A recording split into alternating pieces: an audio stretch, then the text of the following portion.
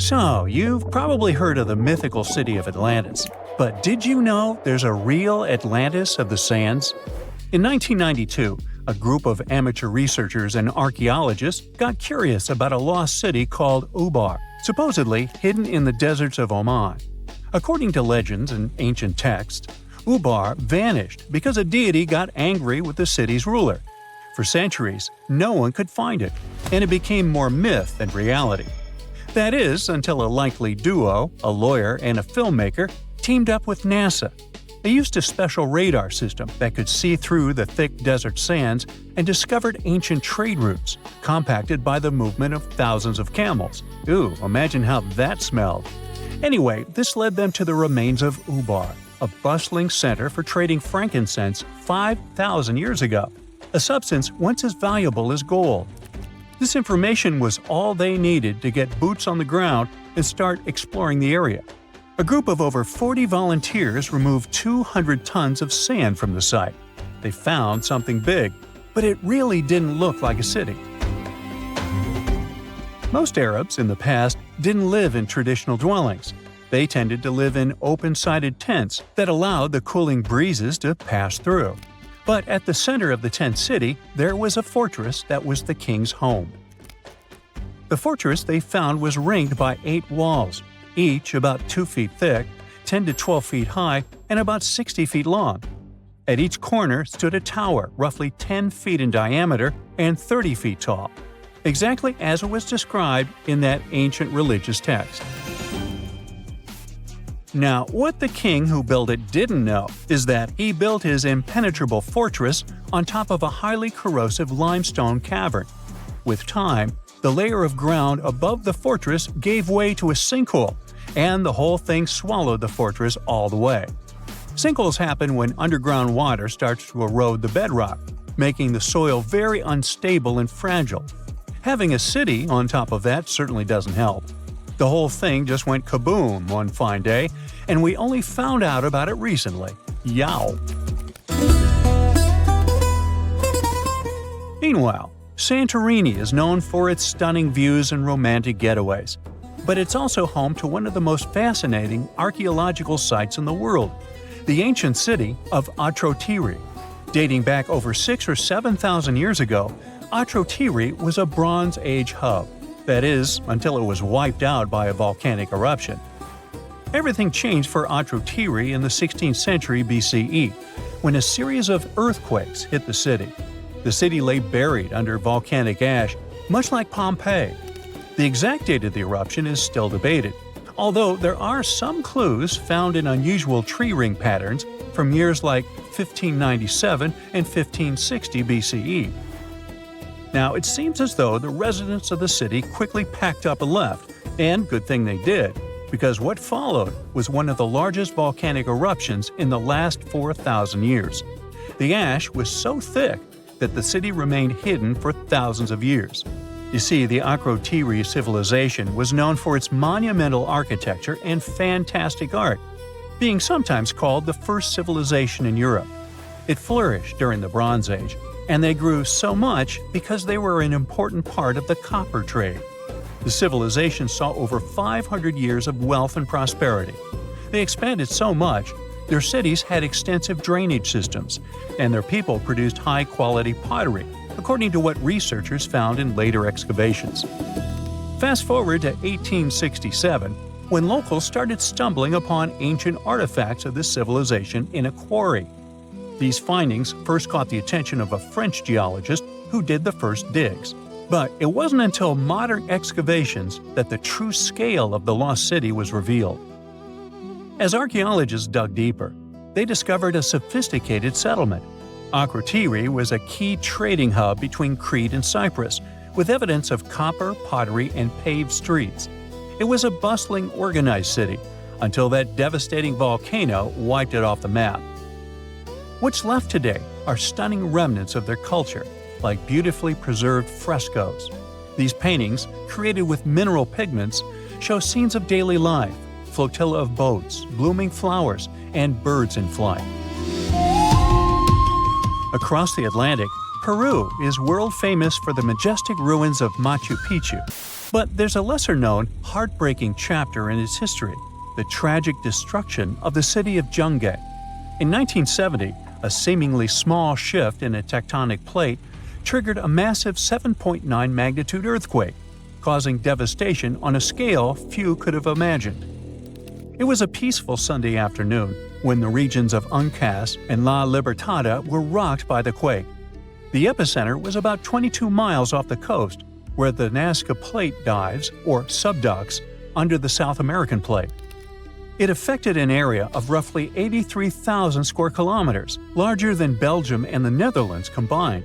The tremors were so powerful, they were even felt in central and western Brazil, which are not exactly close by, just to give you an idea.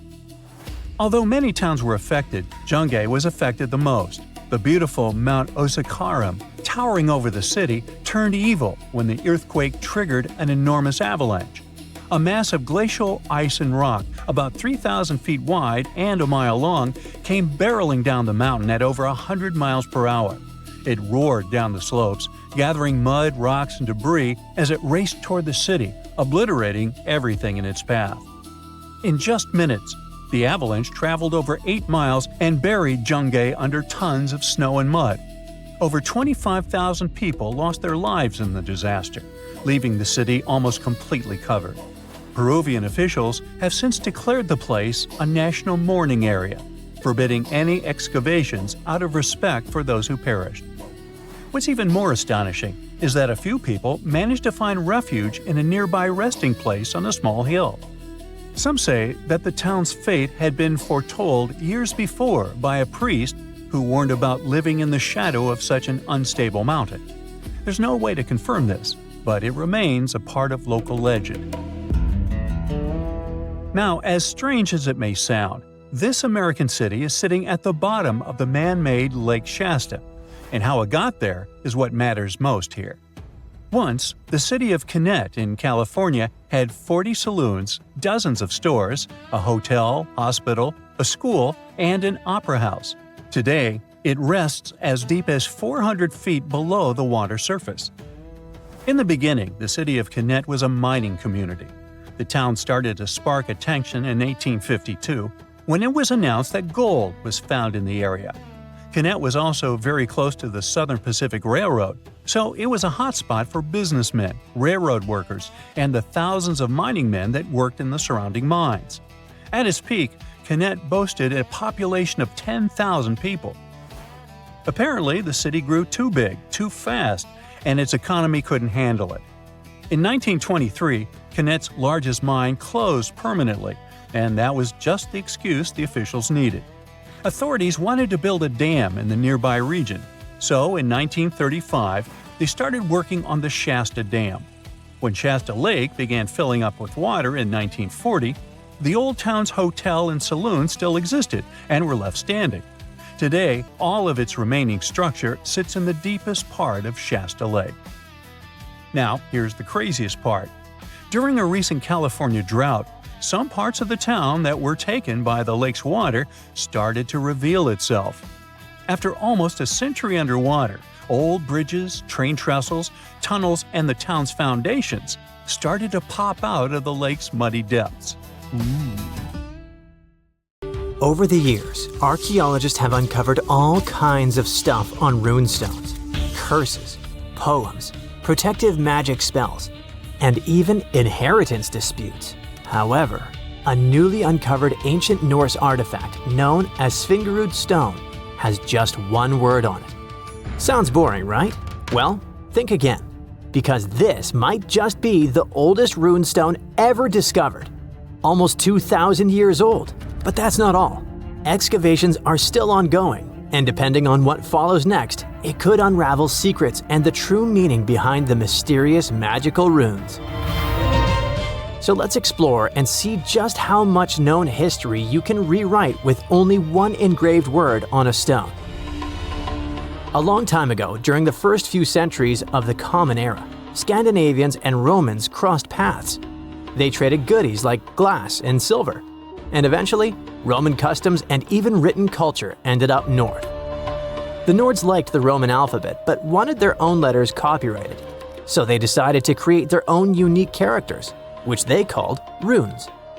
Almost 20 centuries later, in 2021, archaeologists were excavating an Iron Age burial site near the village of Svingerud in eastern Norway.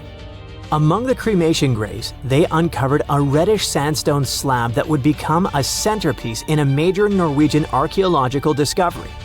It's the size of a coffee table, measuring just over 12 inches across. The stone was found buried with burned bones and charcoal, part of an early cremation grave. The stone had runes engraved into it, looking rough and shallow, like they were scratched with the tip of a knife or something needle-like. Runestones are not unusual. Archaeologists are used to uncovering runic inscriptions, especially in this region. However, tests show that both the burial site and the carving on the stone likely date back to somewhere between the 1st and 3rd centuries. That places it deep in pre-Viking history, centuries before the Viking Age officially began around 800 CE. That makes it one of the oldest reliably dated examples of early writing in Scandinavia. When you look at these carvings, they either look like magical symbols made to call on Nordic deities to help you, or like random scratches made by an angry man hitting a stone with something sharp. But these are real letters, crude but intentional. It's an ancient writing system used by Germanic tribes across Northern Europe. They were engraved into wood, bone, or stone. Their shapes are straight, angular lines because curves were tough to carve with the tools they had back then. When they met with the Roman Empire, rather than just borrowing Latin letters, the Germanic tribes took the idea of writing and carved out their own version. The original alphabet was called Elder Futhark. It had 24 letters. We can find them on artifacts dating from around the 2nd to the 8th century CE. Its name comes from its first 6 letters: F, U, Th, A, R, and K. Each rune probably had a name that matched the sound it made. For example, the rune that sounds like A was called Anzus. However, nobody from back then left us a memo explaining the names. In fact, the knowledge of how to read them was forgotten until 1865, when Norwegian linguist Sophus Bugge deciphered them by comparing clues. He examined later rune alphabets and ancient poems that referenced the runes, like a detective sketching a suspect from scattered witness clues. For many runes, especially the oldest ones in the Elder Futhark, the meaning is still open to interpretation. They weren't common knowledge, which is reflected by the fact that only some 350 surviving inscriptions remain. This changed eventually when the Scandinavian language evolved from Proto-Norse into Old Norse, spoken by mighty Vikings. The Elder Futhark was reduced from 24 to 16 runes to reflect the changes in the language, thus becoming the Younger Futhark, which was far better spread. Runes weren't really used to write books or keep daily records. Instead, you'd find them carved on gravestones, weapons, and various tools. It's believed that people used runes to show ownership, honor loved ones who had passed away, leave short messages, or sometimes for protection or magic. In the early days, some runes probably had special spiritual or ritual meanings too. One interesting fact about runestones specifically is that they were often used for self-promotion or boasting, like an ancient social media status or a tweet posted on a wall, or better said, a stone. One such example of a runestone from the 11th century where a man named Vigmund had it carved for himself, calling himself the cleverest of men. He even added that he was a ship captain, and yes, he made sure everyone knew that while he was alive. In the Old Norse poem Havamal, Odin says he hung on the world tree for 9 nights, pierced by a spear, to gain knowledge of the runes. This goes to show just how powerful and mystical those symbols were perceived to be. It's fitting that the word rune comes from a Proto-Germanic word which can be translated as secret or whisper. There's a common saying about power being in words, and for the old Germanic tribes, that power felt like actual magic. It's also why it's important to know when this magic came to be. And the Svingerud runestone tells us that. But it's not just when it was written, it's also what's written on it, where and why. The location where the Svingerud stone was discovered is already a significant archaeological site. It's famous for its incredible discoveries, including the remarkable Jormungbu helmet, the only Viking helmet ever found in Norway. The stone was placed in a cremation pit, alongside the remains of an adult and a few personal items. Thanks to charcoal and bone samples, researchers can figure out how old the runestone is by using a method called radiocarbon dating. The Svingerud stone isn't the first ancient Norse artifact with runes that archaeologists have discovered, not even close. People carved runes into all sorts of everyday objects like combs, jewelry, and knives long ago. Some of those might even be just as old. Other finds have runes, but they're often broken, loose, or don't have clear dating. However, with radiocarbon dating, scientists have confirmed that the Svingerud stone is really the oldest runestone ever found. The writing on it suggests that it was part of a ritual and might have even been a message to the deceased. The inscription isn't long. It's just one word: Idiburg. No one knows exactly what it means. The clearest part says Idibera, and most researchers agree it's probably a name. Maybe Idibera in a genitive form, meaning of Idibera or belonging to Idibera. So this could be the name of the person buried there or someone being honored. There's a decent chance it's a female name, possibly making this the earliest known female rune inscriber in history. But researchers now believe that the Svingerud runestone is a part of a bigger monument. They found more than a dozen sandstone pieces scattered across several graves at the site, and when they assembled them in the lab, they fit together like a puzzle. This suggests they all came from one single upright stone. The main piece with the inscription was found in one grave, but other similar pieces were buried in nearby cremation pits. Archaeologists think it was broken and reused in a ritual, maybe to connect different people or generations who had been buried there. Instead of just marking one grave, it might have first been a memorial and was later put back into the other graves as a symbolic act. Some even speculate that the runes might have been carved by different hands throughout various time periods. The Svingerud stone might be small, but as the oldest runestone ever found with a secure archaeological context, it could be the key to how writing first took root in Northern Europe. This Norwegian archaeological discovery proves that runes were already tied to ritual, memory, and maybe even women. And if it's just a fragment of a larger monument, we've only seen part of the picture. Ancient Norse artifacts like this reshape what we know about pre-Viking history. And with luck, more runestones will follow, maybe even from another female rune inscriber. Back in 1912, British newspapers were buzzing with one bold claim: the first humans appeared in Britain, not Africa. It felt like history itself had been rewritten, and everyone bought into it. Crowds cheered, scientists raised their glasses, and the tiny village of Piltdown in Sussex suddenly became the spotlight for what was hailed as the greatest evolutionary discovery ever. It all happened thanks to this guy, Charles Dawson, a curious amateur archaeologist who was dreaming of making a name in science. He claimed he had found bone fragments of a transitional creature between apes and humans. Dawson teamed up with Arthur Smith Woodward, a respected geologist from the Natural History Museum, and together they assembled fragments of skulls, teeth, and even primitive tools. They unveiled their find, the Piltdown Man, to the Geological Society, and for decades everyone believed it.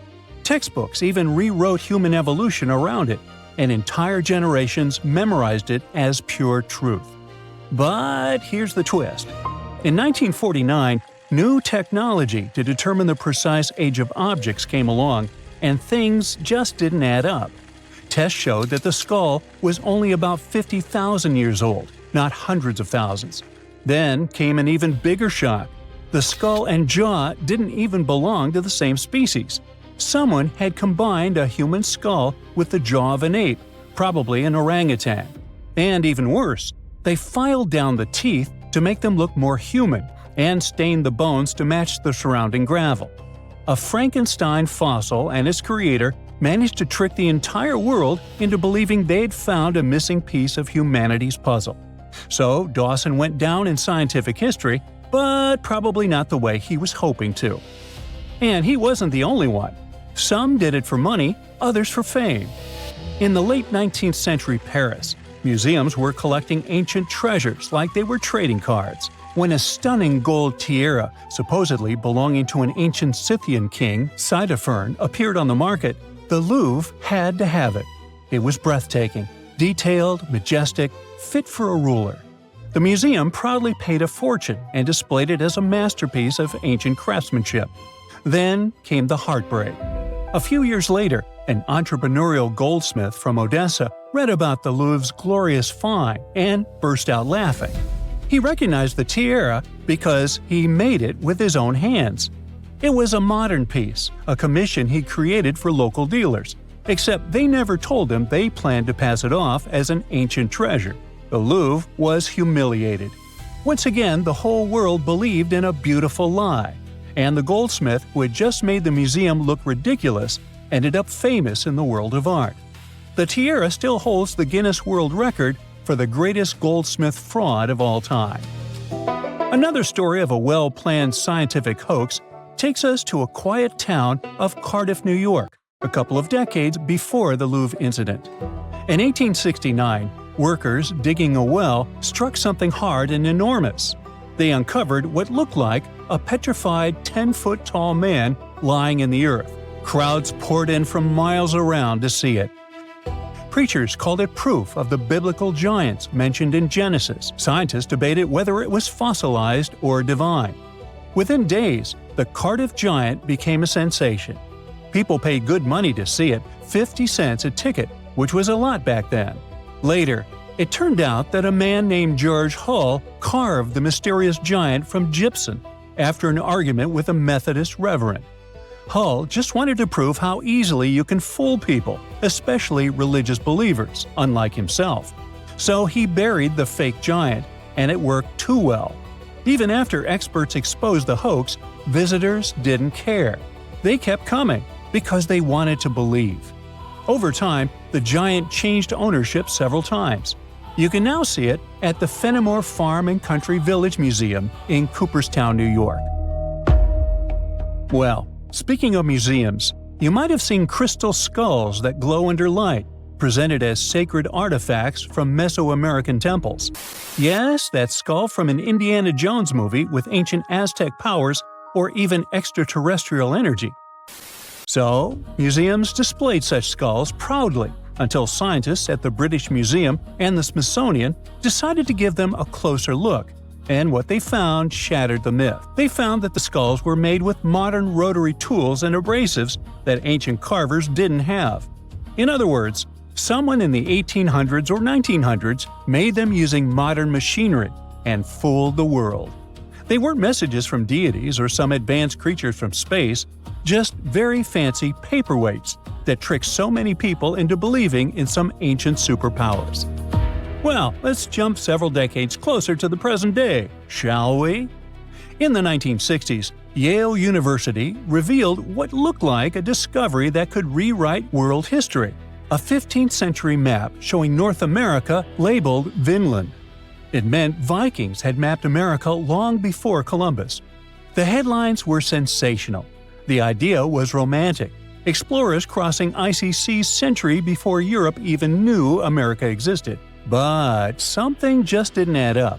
The parchment was generally medieval, but the ink wasn't. Decades of testing revealed it contained titanium dioxide, a pigment invented in the 20th century. In 2021, Yale confirmed it.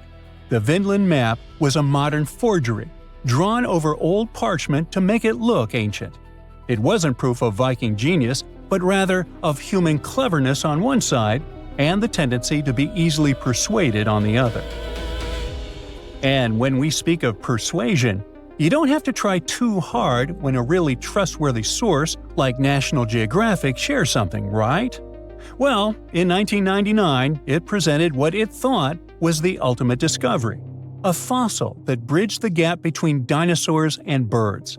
It was called Archaeoraptor, and it was going to change everything we knew about evolution. The fossil came from China, and on first glance, it was perfect. A dinosaur tail, bird-like wings, and bones that seemed to tell the story of flight's evolution. But soon, paleontologists started whispering. The bones didn't quite line up. CT scans revealed the ugly truth. It was literally glued together from parts of different species.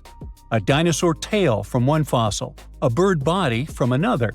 Someone had Frankensteined the fossils to make a more valuable specimen. The embarrassment hit hard, especially for National Geographic, which had built an entire story around a fake the world liked to believe. Now, if you think scientific hoaxes are all in the past because of all the 20th century high-tech, here's a surprise for you. In 2020, the Museum of the Bible in Washington, D.C. made a stunning confession. All 16 fragments of its prized Dead Sea Scroll collection were modern forgeries. They'd spent millions acquiring what they thought were sacred 2,000-year-old texts, only to learn they were made of ancient leather painted with modern ink. The forgery was so advanced that even experts were fooled at first. But after detailed forensic tests, it became clear the holy relics were anything but holy. It wasn't just about money, it was about faith. Thousands of visitors had stood in front of those glass cases, feeling awe, reverence, and connection, only to learn it was a show built on lies. And finally, it's time for one of the eeriest hoaxes of all.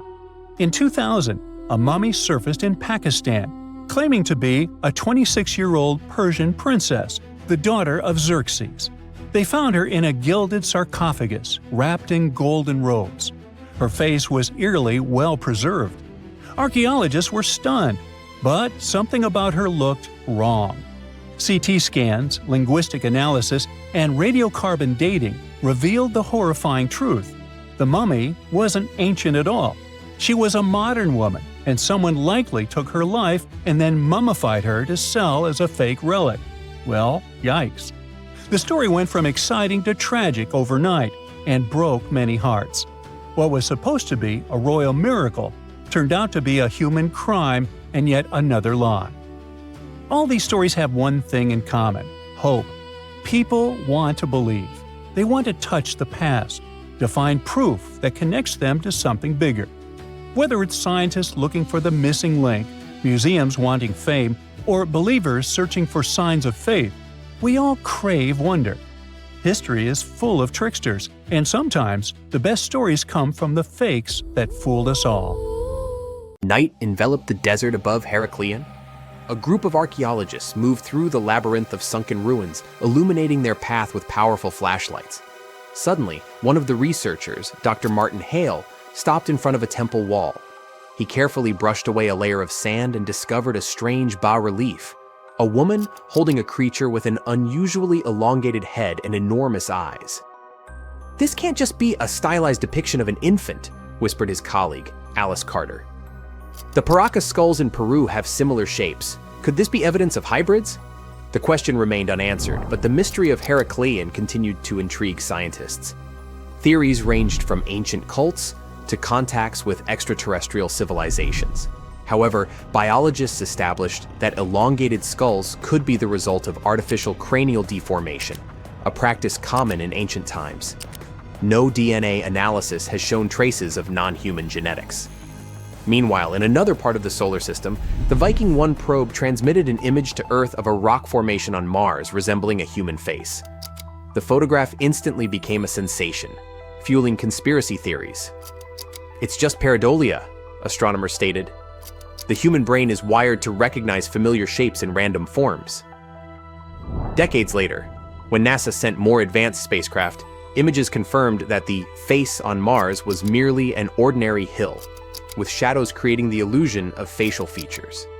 However, proponents of the ancient Martian civilization theory insist that the truth is being concealed. No less mysterious are the artifacts of the Maya civilization. Their bas-reliefs depicting beings resembling astronauts, their complex astronomical calculations, and myths of gods descending from the heavens suggest possible contact with extraterrestrials. Some researchers associate Kukulkan, the feathered serpent god, with alien beings. However, historians remind us that such imagery appears in many cultures and may carry purely symbolic meaning. In Scotland, on Arthur's Seat Hill, children stumbled upon 17 miniature wooden coffins with tiny figurines inside. The origin of these remains unresolved. Were they ritual offerings, connected to the murderers Burke and Hare, who sold their victims' bodies for medical research, or simply children's toys mistakenly perceived as something mystical? Some theories suggest they could have been a form of symbolic burial for souls who never received a proper grave. Others believe they were connected to an ancient superstition meant to ward off evil spirits. Another hypothesis suggests they were linked to an old Scottish practice of making talismans for protection against supernatural forces. The Antikythera mechanism found off the coast of Greece is another ancient enigma. This intricate device, over 2,000 years old, turned out to be an astronomical calculator ahead of its time. Studies revealed that the mechanism was used to calculate planetary movements and eclipses, proving the advanced knowledge of ancient Greek science. Many researchers now believe that similar devices might have existed, but no other examples have been discovered. Recent images from the Perseverance rover uncovered mysterious square structures on Mars. Geologists attribute them to natural crystallization and erosion processes, but UFO enthusiasts are convinced they are ruins of ancient constructions. The formations bear a striking resemblance to rectangular patterns seen in some ancient Earth structures, further fueling debates about potential past life on the Red Planet. In Germany, during excavations near Marburg Castle, students discovered a pocket sundial. The miniature device, several centuries old, amazed researchers with its precision and craftsmanship. Who owned it?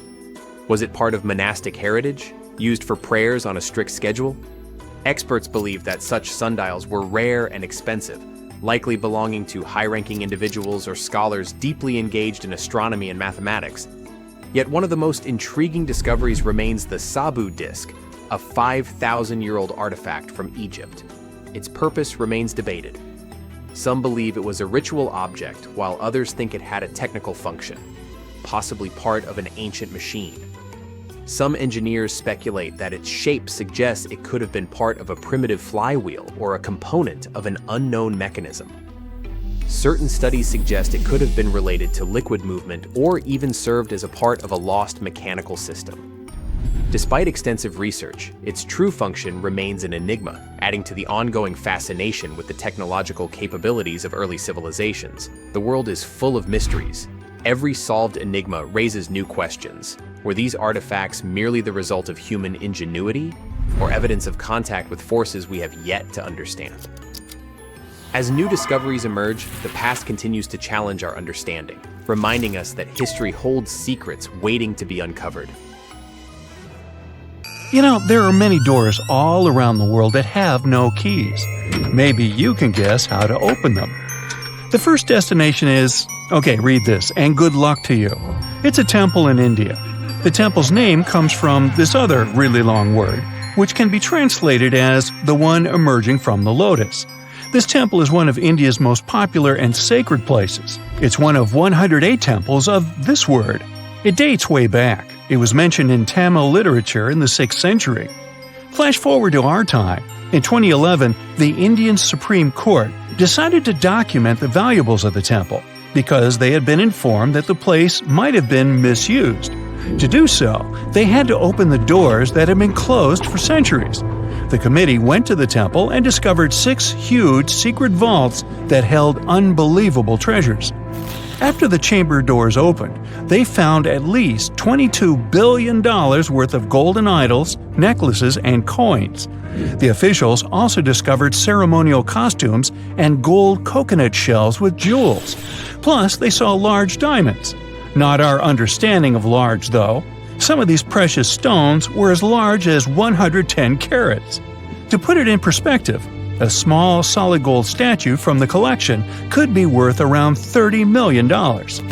After this fairy tale-ish treasure had been discovered, the temple got equipped with metal detectors, cameras, and other safety precautions before the first visitors started to arrive. Now, there are a lot of security guards at the temple. But are they protecting the treasure, or is there something more mysterious hiding behind its doors? The temple has 6 chambers, and the valuables are kept there. These rooms are named Chambers A through F. The expedition committee opened 5 of these vaults with significant effort. But the most bizarre thing is that, despite all the efforts involving existing tech, the mysterious Chamber B still wouldn't open. On the side of the door, 2 carved cobras are welcoming you. The door works as a gate. You can easily see it with the unaided eye, just like the doors leading to other chambers. Surprise! Experts discovered 2 more doors behind the first one. The second door is wooden, and the last one is made of iron. Strangely, the last door was sealed. It also doesn't have any means of entry, no bolts, handles, latches, or anything else. To this day, no one knows what's inside Chamber B. Believers say that opening the door against its will can release into the world unnameable things. Others say that Chamber B may hide a tunnel. It might not be related to the reasons above, but the High Court of India warned against opening the doors of Chamber B. Now, in 2010, David Crespi, a French engineer, visited Machu Picchu. He discovered a strange door in one of the main buildings. The door was in a narrow path neither tourists nor archaeologists used very often. David believed that the place was an entrance the Incas had sealed for some reason. He contacted archaeologists and authorities right away. They promised him to start investigating the area in the near future and let him know about his potential discovery. Well, months passed, but he didn't get any news. No response to his emails and calls. In 2011, he found an article by Terry Jamin about Peru. David reached out to him in no time. He described his finding to Jamin. After that, Jamin and other archaeologists went to Machu Picchu to investigate the secret door. They concluded that this door was indeed an entrance sealed by the Incas. The researchers confirmed the existence of 2 entrances found behind the famous door. They also got the 3D representation of a staircase leading to the main room and another chamber. The analysis also revealed several cavities, among which there was a vast quadrangular room. Plus, georadars detected some metals. Those might be golden and silver objects. Jamin and his team thought this place was a chamber of pre-Hispanic times. They believed the door had been sealed by the Incas to hide something important. Maybe an enormous treasure, or something no less precious. Jamin also claimed that finding this chamber could lead to the discovery of a mausoleum. Jamin submitted an official request to the Peruvian authorities for permission to open the chambers. Yet, neither his application nor requests of other archaeologists have been approved so far. Authorities claim that opening this door could cause damage on the other sides of the archaeological site. Yet, the use of an endoscopic camera has confirmed the hypothesis that the stone blocks at the entrance are only there to close the passage. They are not there to support the internal structures of the building. The third mystery is in Giza, Egypt. Explorers uncovered 2 secret doors inside the Great Pyramid. There are 2 tunnels, each around 8 inches wide, that go from the north and south walls of the Queen's Chamber. But the tunnels are closed by stone blocks before they reach the outside of the pyramid. So, where are they leading to?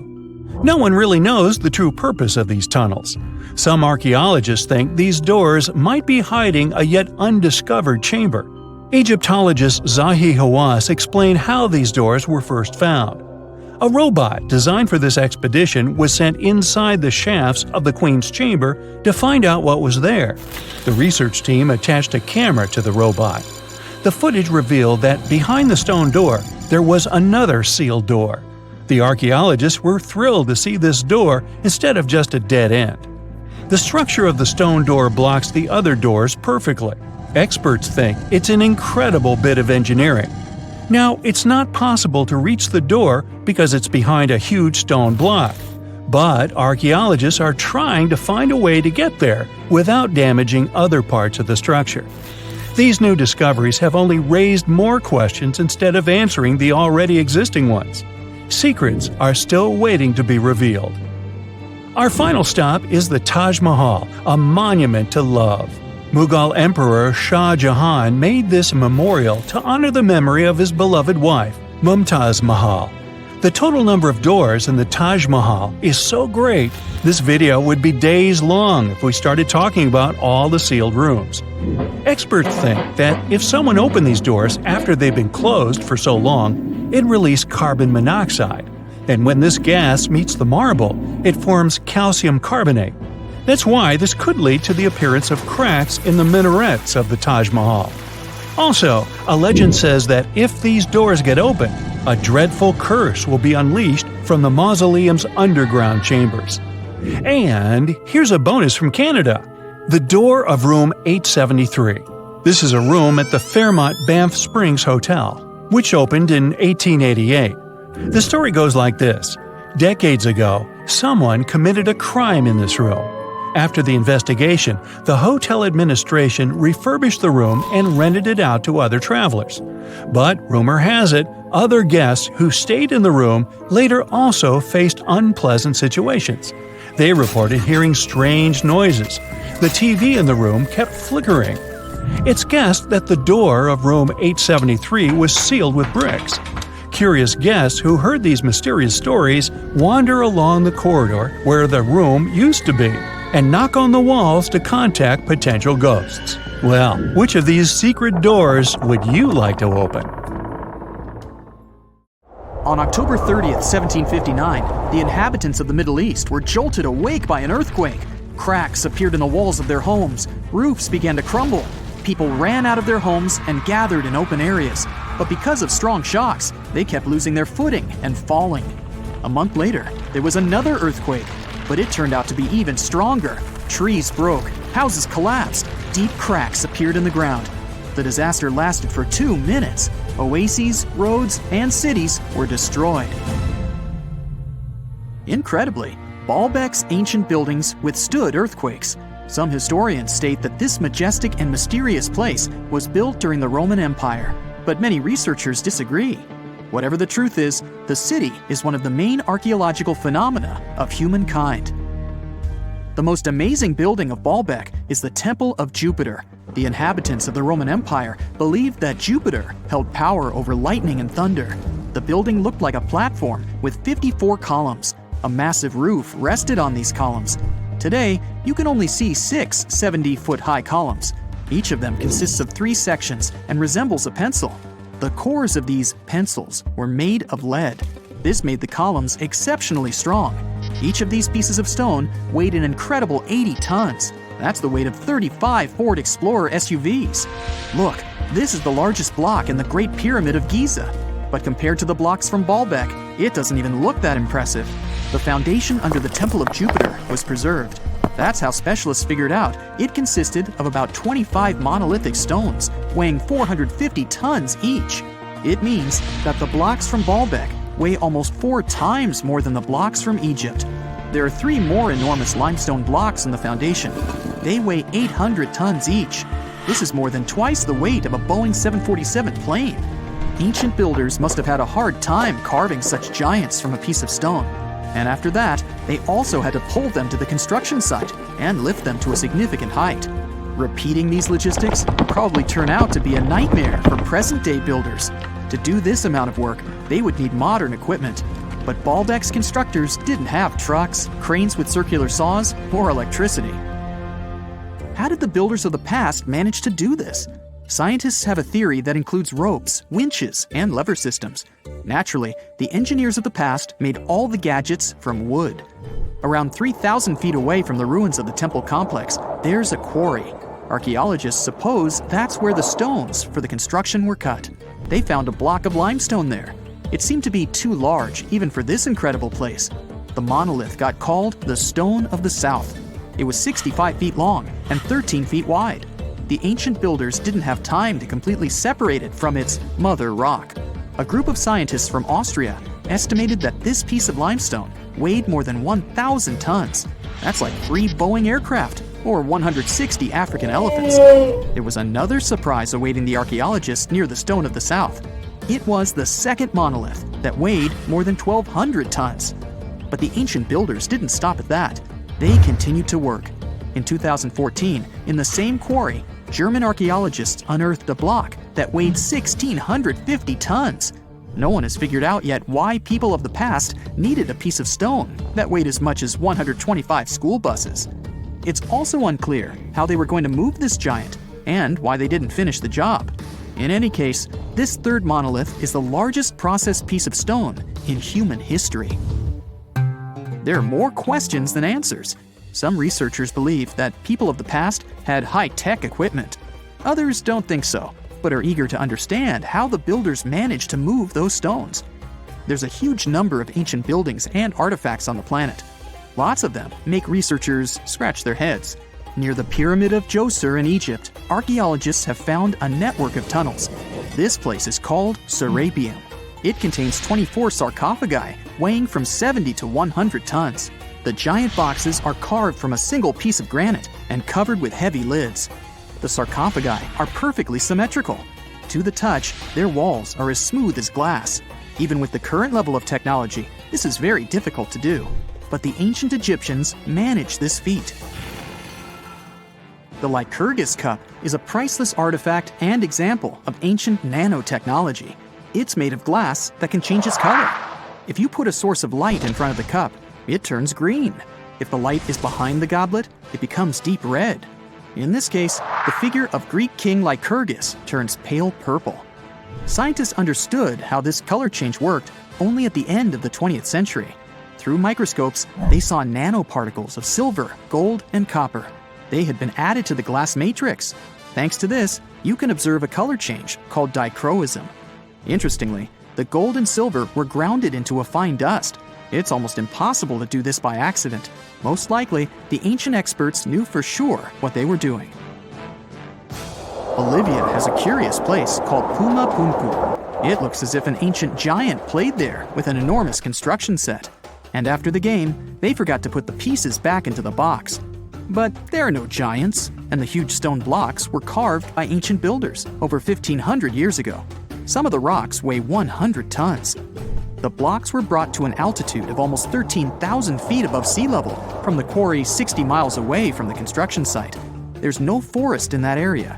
This means the builders couldn't use trees to make wooden rollers. The monument belongs to the Inca civilization. Scientists are sure they didn't know anything about wheels. In 1992, the inhabitants of a Chinese village decided to drain a pond. Their ancestors had been using it to wash clothes and catch fish for hundreds of years. They kept pumping the water out for 17 days. At the bottom of the reservoir, they made an unexpected discovery. The villagers saw an entrance to a cave going down to a depth of 100 feet. The incredible find was named the Longyu Caves.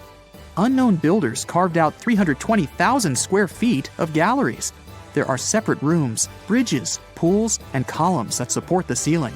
The walls of the cave are covered with strange carved lines and patterns. Scientists haven't found any information about who built the caves and why they did it. The construction technology also remains a mystery. Antonio Stradivari lived in Italy in the 18th century. He created musical instruments. More than 600 of his works have survived to this day. 500 of them are violins. One of the instruments was sold at auction for $16 million. The violins made by this master sound clear and deep. Researchers can't understand why Stradivarius instruments produce such unique sounds. Perhaps it's all about the varnish the master used to cover the violins. The answer may also lie in the wood the instruments are made of. In those days, Europe had a cold climate. Because of this, the wood became denser, and the instruments made of it sounded especially pleasing to the ear. In the Indian city of Delhi, there's a 23-foot-high pole. It weighs 6.5 tons and is made of 98% wrought iron. The 1,600-year-old pillar has no signs of rust or decay. Scientists believe that the monument is so well preserved thanks to the dry weather and the chemical composition of the metal. It might be resistant to corrosion. And still, researchers don't know how the blacksmiths managed to make an iron pillar that's not afraid of rust. It seems like a tough feat, even for modern metallurgists. The Al-Nasla rock is divided into two parts by a perfectly straight slit. Each boulder stands on a small pedestal. Some people believe this is the evidence of ancient laser technology. but geologists think the split happened due to the ground shifting or natural vibrations that occurred under the rock. This process led to the appearance of the crack. It had been deepening for thousands of years, and gradually, the natural monument took the form you can see today. The most exciting accidental discovery I've made in my life was a $10 bill in my old winter jacket. Some folks are luckier though, as they find underground cities from centuries ago or make inventions that turn them into millionaires. Velcro was invented after a routine walk in the woods. Kellogg's cornflakes were inspired by a chipped tooth, and Play-Doh saved a business empire from falling by chance. Back in 1998, electrical engineer John Williams found something that looked like an electrical plug sticking out of the ground. He started digging and noticed that it was stuck in a small rock. He found it in a rural location in North America, far from civilization, industrial complexes, airports, factories, and electronic plants. This piece of electronics embedded into a solid granite stone got the nickname Enigmalith and a price tag of $500,000. Some scientists are sure it's a big hoax and not a souvenir left by some visitors from space, as Williams claims. But the finder of the rock wanted to prove that it was a real piece of ancient technology, some sort of an electrical connector. If it's not a hoax, then this little find could be proof that humans, or some other civilization from the past, were way more advanced than we ever thought. They must have managed to invent a way to transmit electricity long before humans in the 19th century. He offered scientists to take a look at this find and establish what it really is without breaking the rock open, but there were no takers. Williams consulted an engineer and a geologist, and both confirmed there were no traces of glue on the electronic component. It hasn't been welded either, so it must be as old as the rock, which is around 100,000 years old, according to geological analysis. Dr. John Kellogg had a philosophy of biological living with regular exercise, massage, plenty of water, zero bad habits, caffeine, and no meat. At the end of the 19th century, he looked over a health institute in Michigan. He once whipped up a mix of flour, oats, and cornmeal. He thought that by baking whole grains at high temps, they'd be easier on the stomach and healthier overall. He baked the mix twice and first made cookies, but a patient chipped a tooth on that version. Then he decided to break it into small pieces. It's hard to pinpoint exactly how Kellogg cornflakes came to be, with so many versions of the story floating around. Kellogg's wife, Ella, and his brother Will both claim they played a role in creating the flakes, along with several other family members and sanitarium staff.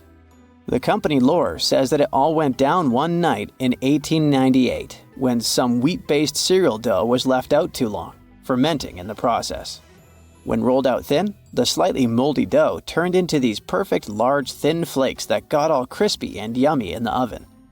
Over the next few years, Will Kellogg kept tweaking the recipe and realized that corn, not wheat, made even crunchier, tastier flakes. His brand, Kellogg's Corn Flakes, has grown into a multi-billion-dollar company. Swiss engineer George de Mestral once went for a walk with his dog and came back with a concept that would later go to space. Once they got back from the woods, de Mestral noticed that his pants and his dog's fur were covered in the tiny barbs of the cocklebur plant. He examined the burrs under the microscope and noticed that they were shaped like tiny hooks that stuck to loops on clothes and fur. He decided to recreate that natural tech to design an extra strong fastener, one with many practical uses.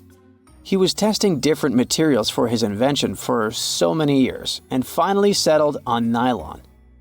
He also needed to design a special type of loom that could weave the fibers in the right size, shape, and density. It took de Mestral a total of 14 years until he introduced the world to Velcro, which means velvet and hook in French. De Mestral was hoping his invention would replace the zipper on clothes, but the fashion world found Velcro cheap-looking and unattractive. But NASA didn't think so, and used Velcro for astronaut spacesuits and helmets in the 1960s. Now, Velcro is used everywhere, from footwear to toys to airline seat cushions. Before the middle of the 20th century, most homes were heated with coal. It left soot throughout the house, which was especially visible on wallpapers. Kutal Products was the largest company that sold wallpaper cleaner, but in the 50s, more and more people switched to gas, oil, and electricity, and the sooty buildup problem was mostly solved. The owner of Kutal Products was trying to save his business. Meanwhile, his sister-in-law read that wallpaper cleaner could be used to make holiday decorations. She worked as a nursery school teacher, and modeling clay was pretty hard for her students to handle, so she decided to test this material for molding into different shapes, and it works out just fine. She told her relatives about the discovery and suggested a name for it: Play-Doh. The Kutal company was about to go bankrupt, so it was a great alternative for a new business. Soon enough, Macy's and Marshall Field got interested in the new toy and started selling it. Play-Doh was originally only in one color, white, but soon expanded to red, blue, and yellow. They also made several changes to the original recipe, but the mixture is still mostly the same as when it was used to clean wallpapers. An urban legend says that if you take all the Play-Doh compound ever made and put it through their Fun Factory playset, you'll get a snake that will wrap around the planet 300 times. A man in Turkey was renovating his home when he knocked down a wall in his basement with a sledgehammer. He found a tunnel behind the wall that led to an ancient underground city. The tunnel led to more tunnels and then halls and chambers. It turned out to be a whole underground complex with 18 stories and without a single inhabitant, abandoned a long time ago. It was the city of Derinkuyu, built thousands of years ago, a home for up to 20,000 people. Whoever built it had great skill, and it's rather easy to build tunnels out of the soft rock, but cave-ins are a big risk. None of the floors at Derinkuyu have ever collapsed. The city had a complex ventilation system with over 15,000 shafts. The upper levels had the best ventilation and were used for living and sleeping quarters. The lower levels were mainly used for storage, but they also had a dungeon. In between, there were room for domestic animals, a school, a convent, and small churches. John Martin, a forestry professor, was out exploring a forest in Wisconsin one night. He was shining a UV flashlight up into the canopy to spot lichens, fungi, plants, and frogs that glow under the UV light. Then suddenly, he heard a flying squirrel chirping at a bird feeder, pointed the flashlight at it, and saw it light up pink. The professor told his colleagues about it, and they decided to investigate further. They checked out some flying squirrel skins at museums to see if this pink glow is a common thing among them. It turns out that almost all of the flying squirrel specimens they looked at had the same pink fluorescence. Non-flying squirrels didn't glow at all. Other animals with fluorescence, like puffins and chameleons, glow blue under UV light. The only other mammals with fluorescent fur are around 20 species of opossum. They live in different ecosystems and have different diets. The only thing they have in common with flying squirrels is that they're all active at night. And regular squirrels prefer sunlight. There's enough ultraviolet light in low-light conditions, and nocturnal animals need UV vision. So the pink glow might have to do with nighttime perception and navigation, especially in cold and snowy conditions. Or it could be a way for male flying squirrels to attract prospective mates. It could be a sort of mimicry. Have you heard of Göbekli Tepe? It's an ancient site in Turkey that literally made historians rewrite history books. Over 11,000 years ago, a group of prehistoric humans crafted an enigmatic masterpiece that's even older than Stonehenge.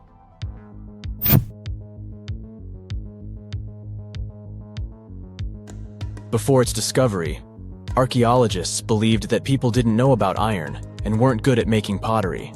They were sure that settled life only emerged with the need for agriculture. But Göbekli Tepe changed this belief.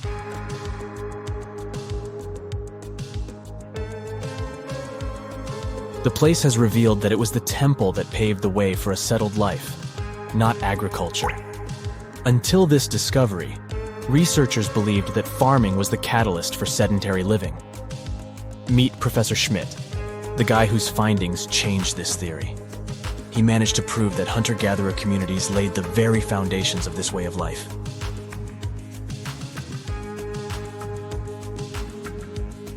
Back in the 1960s, other archaeologists visited the area, but they totally missed the mark. While surveying the region, they stumbled upon a hill with scattered limestone slabs and concluded it was just an old burial ground from medieval times. Little did they know that there was so much more to uncover.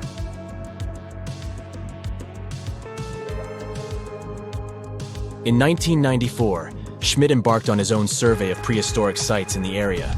Surprise! He instantly realized he had discovered something truly extraordinary. Unlike the nearby flat and barren plateaus, Göbekli Tepe had a gently rounded top, rising 50 feet above the surrounding landscape. Funny enough, the translation of this place's name is Potbelly Hill. Schmidt was sure only humans could have made something like this.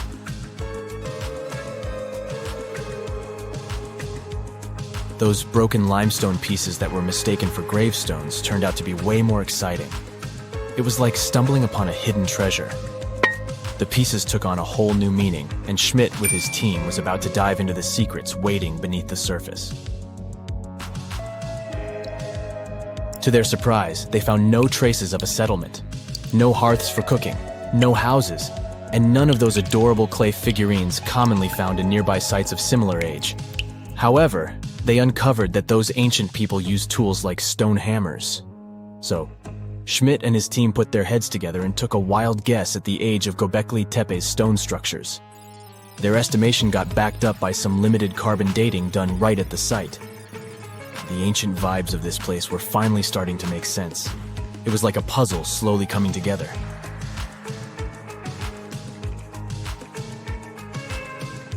You may think that back then, people didn't have special tools to create something as cool as Göbekli Tepe. Not true. Turns out, these prehistoric folks used flint tools instead of fancy metal chisels. They were also skilled at chipping away softer limestone and crafting pillars right on the spot. Afterward, they carried the pillars a short distance to the summit and placed them upright. Once the stone rings were complete, they covered them with layers of dirt. Over time, they added new rings, and voila! You've got a cool hill to impress people in the future.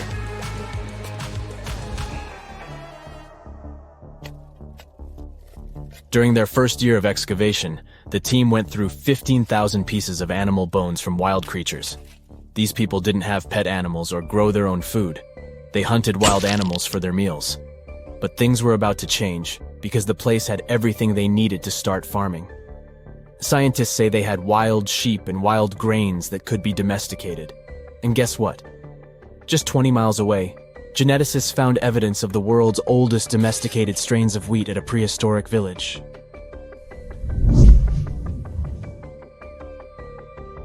These amazing findings have completely changed how we view civilization. In the past, experts believed that people needed to learn how to farm and settle in one place before they could build temples and develop complex societies. But guess what? Schmidt's research flips that idea on its head. He claims that the incredible effort put into constructing these astonishing structures actually set the stage for the development of advanced societies. It means that societal and cultural changes happened before agriculture. Schmidt has this fascinating hypothesis about Göbekli Tepe. He thinks it could have been a special burial site where people left their loved ones. And here's the twist. The burial site was adorned with fancy statues and symbols representing deities from the spiritual realm. The idea that Göbekli Tepe could have served as a sacred place adds another layer of complexity to the whole story. While the site's true purpose may remain elusive, Schmidt's insights invite us to consider the profound interplay between life and the afterlife, and the deep reverence ancient hunter-gatherer societies may have had for their departed ancestors.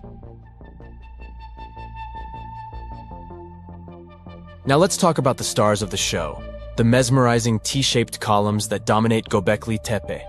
These mysterious structures range from 10 to 20 feet tall and most likely represent stylized human figures. But one figure stands out from the rest, the three-dimensional lion relief.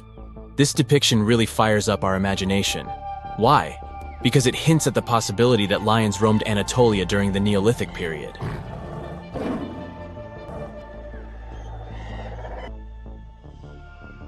These standing stones are arranged in circles and placed in rectangular pits.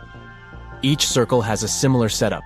Two big T-shaped pillars in the center, surrounded by slightly smaller ones facing inward. Talk about a stylish arrangement.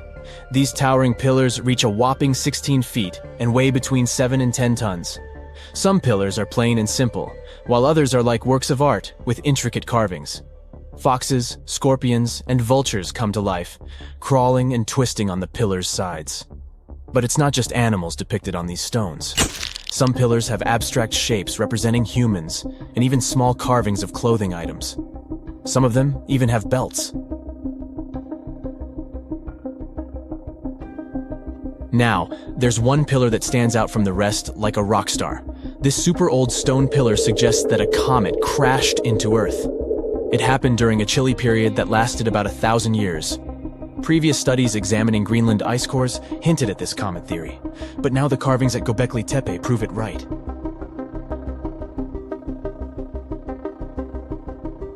The carvings on the pillars are like a historical comic strip. They even show a headless human figure. Researchers fed the images into a computer and discovered their connections to constellations, indicating that this temple might have been an ancient observatory. It's like our ancestors were trying to document this cataclysmic event in their own unique way. Archaeologists have been excavating and researching Göbekli Tepe since the mid-1990s, peeling back layers of history and providing us with a deeper understanding of the intricate relationship between various elements. They have no plans to stop the whole process for another 150 years. Who knows what else they'll find? You see, Göbekli Tepe has been labeled purely as a ritual site with no signs of domestic activities. We were led to believe that the absence of water meant it couldn't support semi-sedentary communities. But scientists believe it's time to shake things up and approach Göbekli Tepe with fresh eyes. It's time to question what we believed before and use new evidence and different ways of thinking. Like, there might have been a group of people living in the area who didn't stay in one place all the time. They moved around a bit but still had their own civilization, living in the area semi-sedentarily. Göbekli Tepe is not just home to a single temple, but an astounding collection of over 20 ancient structures. As archaeologists delve into the depths of this wonder, they are unraveling its unique layout, featuring two prominent focal points at the heart of each establishment, complemented by smaller structures and dividing walls. What's even crazier is that in this area, there are over 200 obelisks, which are narrow tapering monuments.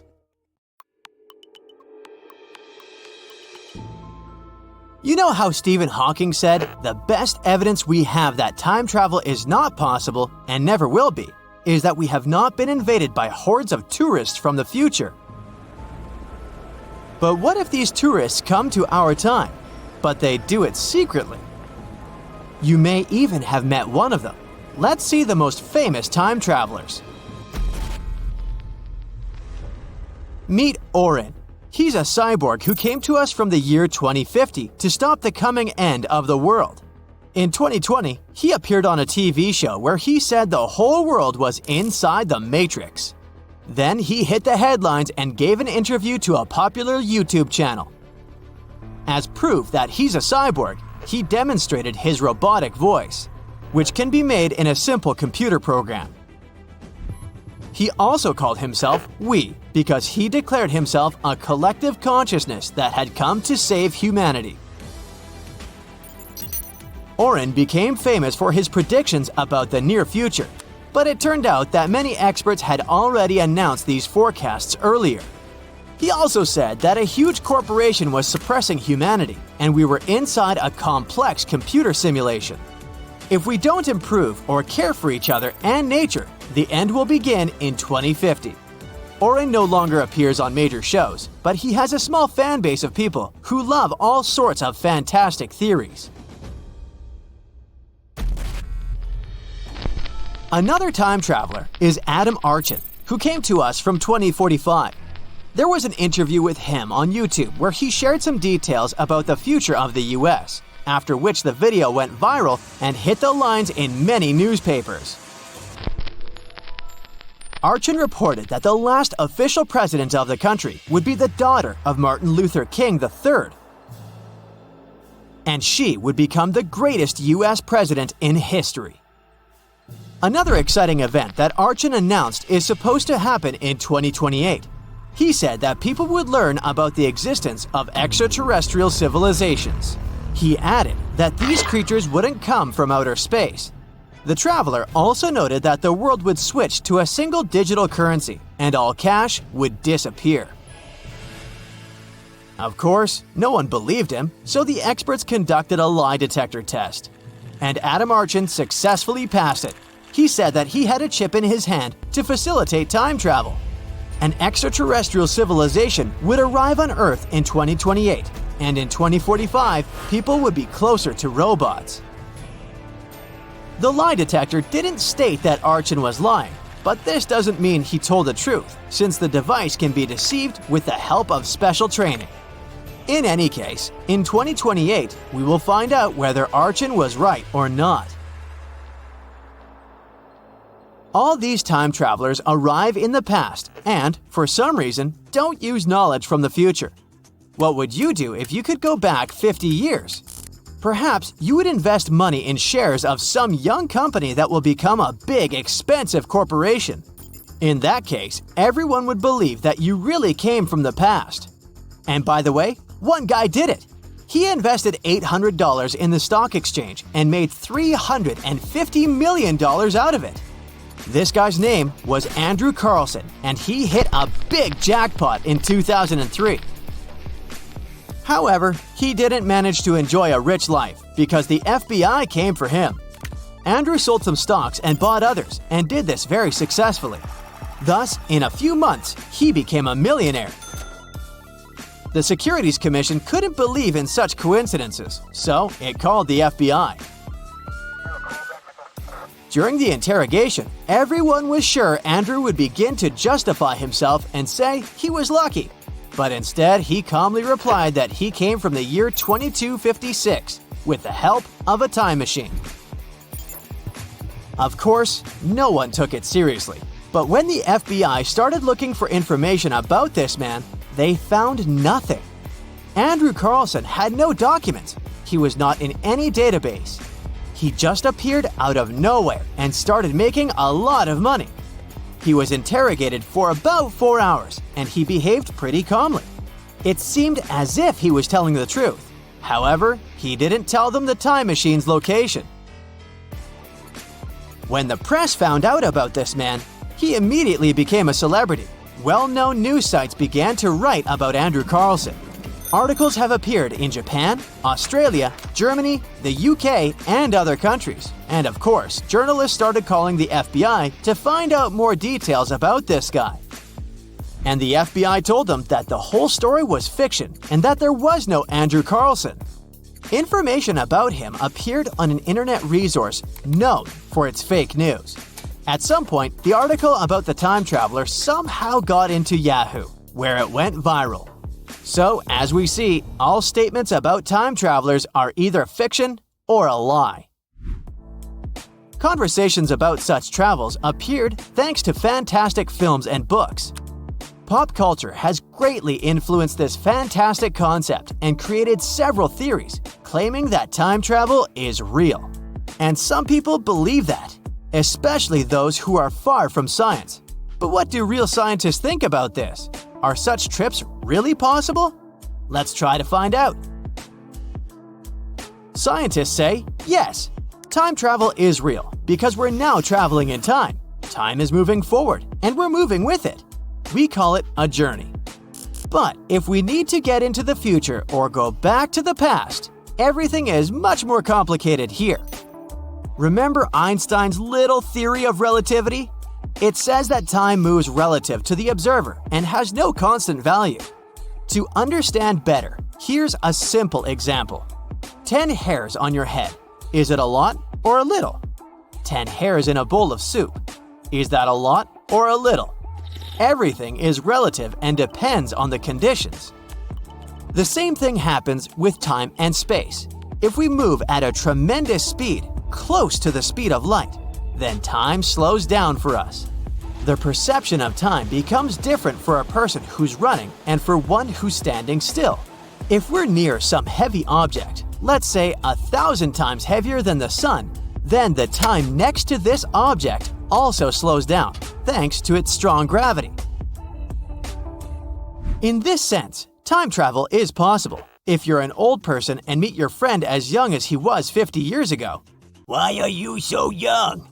Oh, I've been flying in space at a tremendous speed all this time, that's all. But this doesn't mean that this friend just sat on the ship for 50 years and didn't age. No, time was different for him. 10 years for you on Earth is a long period of time, but for him, these 10 years passed like half an hour. Gravity and speed bend time. For this reason, astronaut Scott Kelly, who spent a year and a half in orbit, became 5 milliseconds younger than his twin brother after coming to Earth. All this time Scott spent inside the ship flying in orbit at high speed, and he was also further away from the gravitational center of the planet. So, time was slower for him by 5 milliseconds than for his brother. Objectively, time always runs at the same speed, but its speed changes inside the perceptions of different observers under different conditions. That's what the theory of relativity is about. But what about jumping into the future or the past, like in movies? Wormholes will help you with this. This is something like tunnels that pass through space and time and can connect different time segments in different places in the universe. They are like cheat codes that can break the laws of the universe. Wormholes are elusive, have different sizes, are unpredictable, appear in space, and vanish. But their main problem is that wormholes only exist in theory and sci-fi and have never been noticed in our universe by scientists. Tartessos, a mysterious, highly developed society that once flourished and then, without any warning, suddenly disappeared. Moreover, before they were completely gone, they performed some strange rituals, as if they were trying to save themselves from something. But what happened to these people? Let's try to find out. Let's go to the southwest of Spain, to about 2,500 years ago. Once, there was a beautiful city here, a trade center of Tartessos. Imagine the temple in the middle of a deserted town. A breathtaking, monumental 2-story building. There's a thick smell of frying meat in the air, and the smoke from its frying rises high into the sky, covering the patterns of the sanctuary. The sun has already set, and it's time to prepare for the ritual. We enter the ancient monumental hall. Inside, hundreds of people gather around a long wooden table lined with delicate ceramics and bronze bowls. They feast and drink. These people have much more fun than the animals outside the building. These animals are being prepared for the ritual. Horses, cows, pigs, donkeys, even dogs. All of them were brought here to appease the deities. And what happens after the ritual itself is even crazier. At the end of the ceremony, people take torches and set fire to the whole building. Everything turns to ashes and coals, and when the last embers fade away, they take shovels and begin to bury this place. It will take them at least several days to bury the former sanctuary under piles of earth. They work tirelessly. In some places, the thickness of the layers of mud and clay will reach almost 14 feet. And then, these people, the last known Tartessians, just leave this place and disappear from our world forever. But what just happened? Why did they even do all this? Let's start from the beginning. Tartessos was first mentioned in Greek and Roman texts thousands of years ago, but for a long time, we had no idea what it even was. All the descriptions were contradictory and confusing. Some archaeologists thought that Tartessos was a kind of seaport. Others thought that it was a river or a water reservoir. They even said this place could be connected with the mystical Atlantis. But there was nothing to back it up with, so the scientific community quickly rejected this idea. But today, we know the truth. Tartessos was an ancient civilization. It's been located on the Iberian Peninsula, one of the southernmost islands of Europe. It flourished in the 9th to 5th centuries BC, and then, around 2,500 years ago, suddenly disappeared. They were quite rich. The island had rich reserves of metal, so their economy was thriving. Silver, copper, lead, and other good things were mined in the local Sierra Morena Mountains. Almost all the locals were engaged in trade. For them, it was a common thing. Isn't that strange that there were so few records left about them? And not so many monuments of their culture have survived to this day. In total, throughout Spain, scientists were able to collect around 20 archaeological finds related to Tartessos. 3 of them were excavated in the Guadiana Valley: Canto Ruano, Casas del Turrunuelo, and La Mata. Let's start with the first one. Canto Ruano was discovered in 1978. This find was one of the most significant pieces of the puzzle. This is one of the most beautifully preserved structures of the Tartessian civilization. Not only the walls have survived to this day, but so did the altar, the moat, and even several artifacts. For example, some jewelry and wine glasses. It was a square building surrounded by a deep moat filled with water. And, to be honest, we still don't know its exact purpose. We only assume that it could be an ancient temple. Some rituals were carried out there. For instance, they would set fire to the temple and cover it with thick layers of sand and clay. They even left some expensive artifacts inside: tools, gold jewelry, and so on. Moving on to the next find. Casas del Turrunuelo is one of the best preserved buildings in the entire Western Mediterranean. We only discovered it a couple of years ago, back in 2015.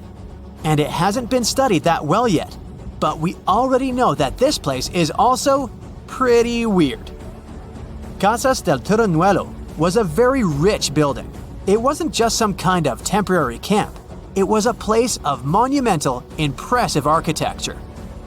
Massive staircases, vaulted ceilings, luxurious materials brought from all over the Mediterranean, and the latest construction technologies. It was supposed to be a place of power, maybe even something like a palace. And yep, it also became the venue for the rituals. It's unclear whether the locals intended to destroy this beautiful place from the very beginning, but this is where they performed the greatest ritual in the area. This ritual involved more than 50 animals, including the most valuable ones, horses. It was their only means of transportation. The fact that these people gave away their horses may indicate that they plan to stay here for some time. Perhaps they hope to appease the deities and settle on local lands. The ritual was carried out exactly as they intended. And just like Canto Ruano, this place was also set on fire. When the ritual ended, the locals buried this place and left, disappearing into the countryside of the Iberian Peninsula. Now it's an abandoned and quiet place. Just like Canto Ruano, it's been standing here untouched for more than 2,000 years. The last find is La Mata, which was discovered much earlier than the other two, back in 1930. The resemblance between all of them was striking. La Mata had the same fate. It was burned and forgotten for centuries. All of this is very strange and mysterious. It seems like the locals were fleeing from something. Perhaps something happened that made them start building these banquet halls and arranging large-scale rituals.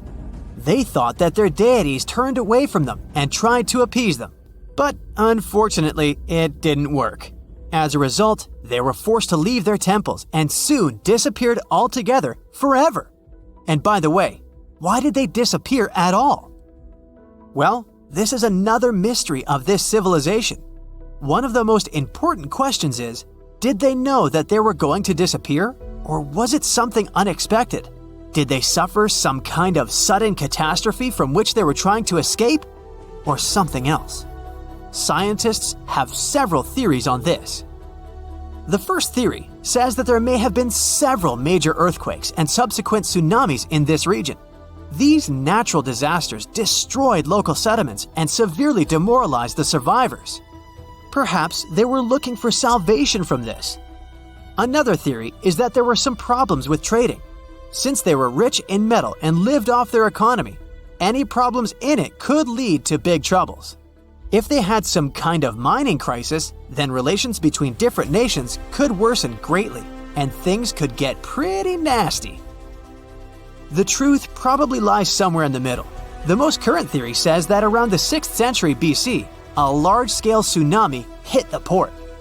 This greatly damaged the economy, which worsened the relationship between Tartessos and its neighbors. In any case, this seems to be speculation. This place is like a dream come true for archaeologists. It stores a huge amount of information and secrets that we have yet to unravel. The Tartessians had no idea that by burying their artifacts, they were making a real gift to the scientists of the future. And while scientists continue to study them, we can check out the stuff they have already discovered. History lovers can see Tartessian tools, horse figurines, and decorated ivory in the Archaeological Museum of Badajoz. Let's hope that in the future, scientists will learn more interesting things about this civilization, and we'll finally find out what happened to them. Hey, if you think Stonehenge is one of the oldest stone monuments ever, well, let me introduce you to Göbekli Tepe. Buckle up, we gotta travel to Turkey to meet this really old guy. Yeah, he's too old to travel.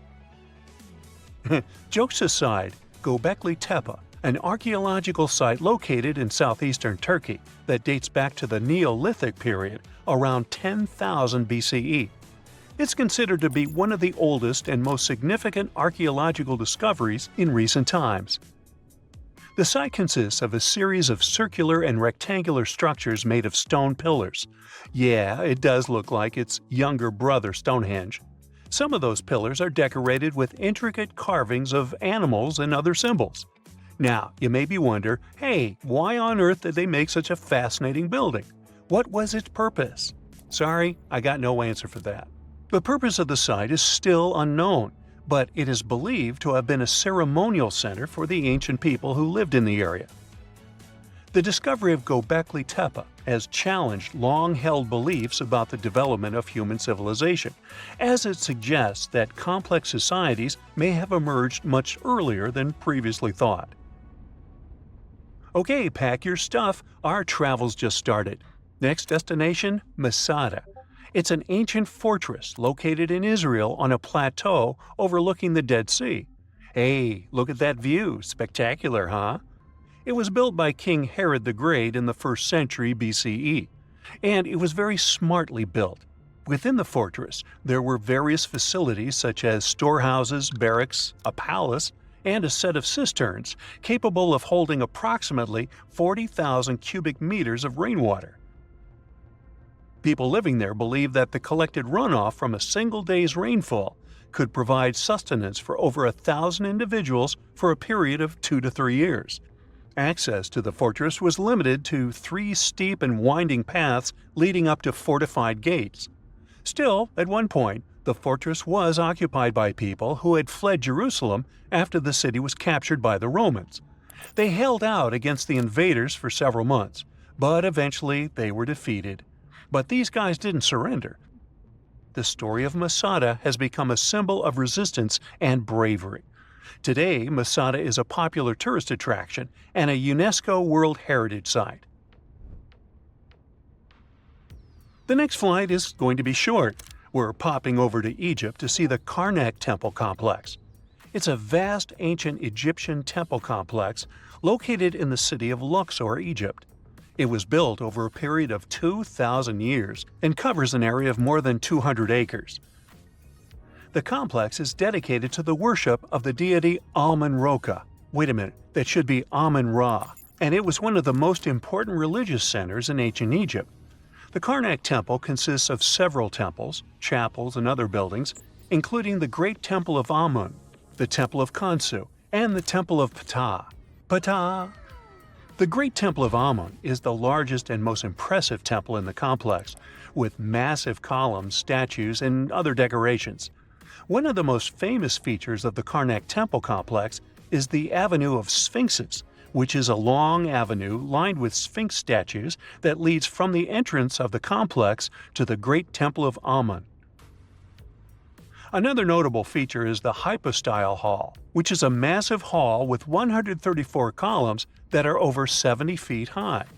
The Karnak Temple Complex is a popular tourist attraction and a UNESCO World Heritage Site. It's considered one of the most important archaeological sites in Egypt and provides a fascinating glimpse into the religion and culture of ancient Egypt. Hey, we can't hop on the next flight and leave Egypt until we see the Pyramid of Djoser. It has another name, by the way. It's also known as the Step Pyramid. This ancient Egyptian site is located in Saqqara.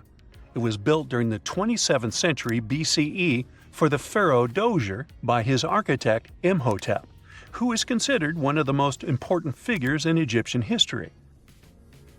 People believe this pyramid is the first monumental structure built entirely of stone and is an important example of early Egyptian architecture. The pyramid originally stood at 203 feet tall and was surrounded by a complex of buildings and courtyards. It was constructed in 6 layers, each smaller than the one below it, giving it the distinctive step-like appearance. The pyramid was used as a burial place for Pharaoh Dozier and was surrounded by a vast necropolis that contained the tombs of many other important officials. The Grateful Dead? The Pyramid of Dozier has several renovations and additions over the centuries, including the addition of a limestone casing that covered the original step structure. However, much of the pyramid was destroyed over time, and today only the central core remains. Despite this, it remains an important archaeological site and a popular tourist attraction in Egypt. Alrighty, we're ready to move on. There's one more pretty recent discovery we gotta see today. The Tower of Jericho was only discovered during excavations in the 1950s and 60s. It's an ancient stone tower located in the city of Jericho in the West Bank. Just like Göbekli Tepe, this one is believed to be one of the oldest stone structures in the world, dating back to approximately 8000 BCE. The tower stands at over 28 feet tall. It's made up of 2 main sections, an inner tower and an outer tower, which are connected by a series of stairs. The purpose of the Tower of Jericho is not entirely clear, but it is believed to have served as a defensive structure or a watchtower. It may have also had religious significance, as it was located near a sacred spring. The Tower of Jericho is a significant archaeological site and has provided valuable insights into the early history of human civilization. It's open to visitors and is a popular destination for tourists interested in ancient history. Now, this ancient site even got attention from Netflix, and they made a movie where the action takes place in Mohenjo-Daro.